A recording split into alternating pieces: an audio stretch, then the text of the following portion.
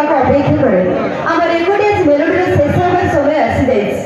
ଆଉ ଗୋଟିଏ ରେକର୍ଡିଂ ପରେ ଆମ ନାଟକ କାର୍ଯ୍ୟକ୍ରମ ଆରମ୍ଭ କରିବୁ। ଆଜିର ମଞ୍ଚସ୍ଥ ନାଟକ କଣ୍ଢେଇ କାନ୍ଦୁଛି ଆଖି ଲୁଚି। କଣ୍ଢେଇ କାନ୍ଦୁଛି ଆଖି ଲୁଚି। ଯିବା ପୂର୍ବରୁ କିଛି କଥା କହିବି ଦର୍ଶକ।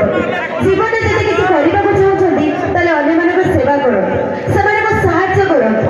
ଯଦି କିଛି ଜାଣିବାକୁ ଚାହୁଁଛନ୍ତି ପ୍ରଥମେ ନିଜେ ନିଜକୁ ଜାଣନ୍ତୁ।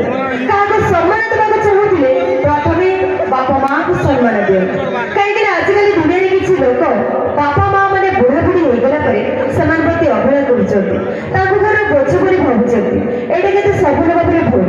କାହିଁକି ନା ପିତା ମାତାଙ୍କଠୁ ବଡ଼ ଦେବତା ଏ ସ୍ୱରକୁ ରାଇଜେ ନାହିଁ। ତାଙ୍କରି ଲୋଡ଼ାସନା ବିପଦ ତରିବା ପାଇଁ।